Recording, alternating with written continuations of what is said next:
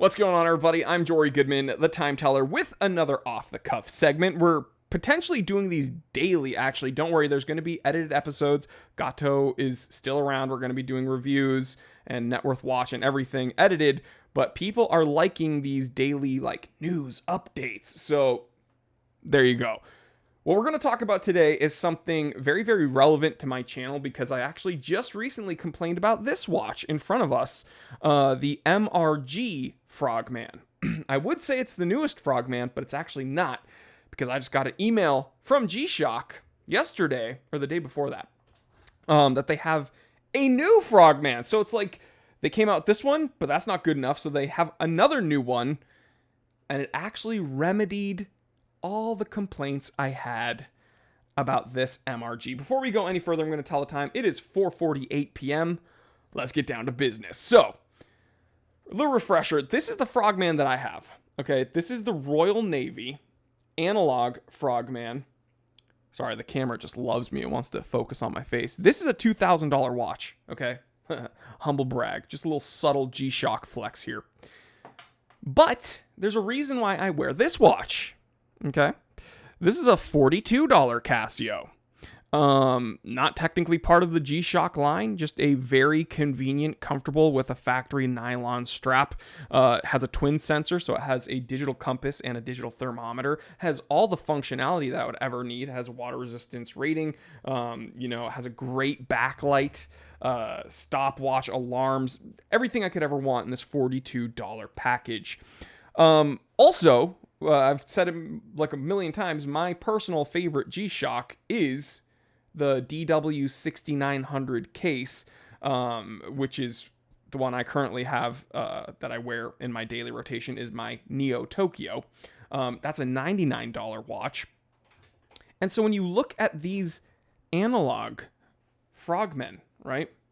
And this one, again, being a $2,000 limited edition. And then this MRG here in front of us being a $5,000 G-Shock.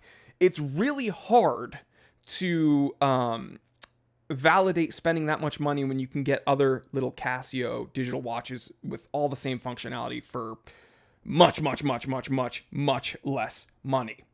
What's my biggest complaint with these analog Frogmen? Well, I urge you to watch the other episode that we put out, but just cliff notes. This is a very complicated watch with a ton of functions, and it doesn't have a display. So to figure out where you are, you either need to have your phone with you, or you have to literally memorize the biblical length book that comes with this watch to know which menu you are in. By the way, I've been holding the watch upside down, I realize now. My bad. Anyway, what did G-Shock just do? Well, they just recently, like a day or two ago, came out with this. The GW8230NT4 Master of GC Frogman.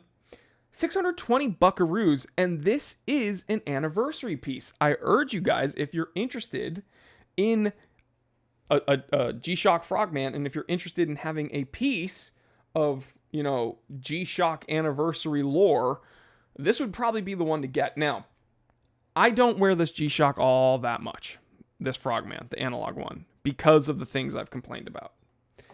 This, the GW8, fixes that problem. Another reason I don't like my G-Shock as much is because it's very, very, very expensive for a G-Shock.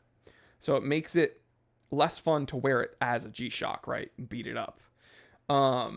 This is $620. Not cheap. There's still a ton of much cheaper G-Shocks, but it's nowhere near the price of the analog one or the MRG titanium. But guess what? This one's also titanium. So it has the resin outer with a titanium essentially inner case or bezel, and has some nice hardware. Obviously, red resin. It's very, very in your face. I'm sure you still have comparable wrist presence to any of these other Frogmen, but you get a very nice backlight. You can see the Frogman logo insignia on that backlight. You're still getting most of the functionality. Obviously, this one doesn't tether to your iPhone, and I'm actually not positive this one's solar either. There we go. Sorry, my computer was getting a little confused real quick. Let's see. Yeah, this is a 30-year Frogman anniversary piece because the Frogman made its splash in 1993. Very, very cool. ISO rated 200 meters. Oh, solar power. This is solar. Interesting. It doesn't say that. Does it say that here? LED backlight protection. All right, so it does. It does say Tough Solar. So the other one says Tough Solar here on the strap. This one just in little Tough Solar on the chapter ring. This one would be the one to get.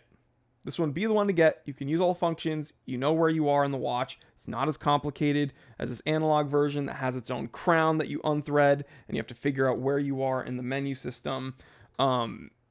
This is the one to get. Save yourself some money. Get a cool anniversary piece celebrating one of Casio's coolest G-Shocks, if you're interested in that watch. What do I personally think? You should probably get one of the cheaper G-Shocks because 99.99% of G-Shock's catalog is under or just around $100.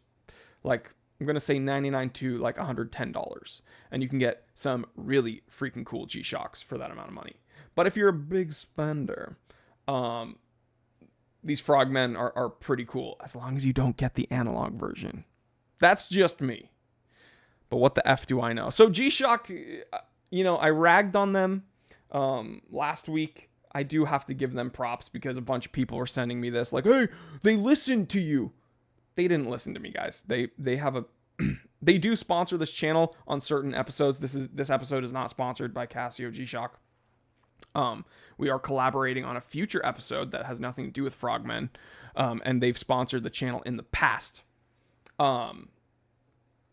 But truthfully, I do have to give them credit when they do a good job, and I'll still be hard on them when they don't do a good job.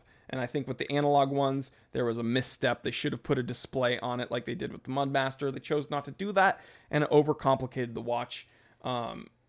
G-Shocks should have displays. You can go analog as long as it also has a little digital display. That's my opinion. I'm sticking to it. I'm an idiot. I need a screen to see the numbers because I can't actually tell time. That's actually the... that's... Okay, you know what? We're going to cut it. I didn't want anybody to know. I'm just kidding, guys. Love you. Stay happy, stay healthy, stay blessed. I'm Jory Goodman, the Time Teller. Join the channel memberships. It's $4.99 a month. You get access to the members-only Discord chat, and you get an extra episode every single week. You get early access to the things I review and all of my thoughts, the pros and cons, and I tell you some things that I don't put in the review. It'll be a whole lot of fun. You support the channel. All right. I'm Jory Goodman, the Time Teller, and always remember, I didn't invent time. I just tell it. All right, guys. Love ya. I will catch you on the Saturday live stream.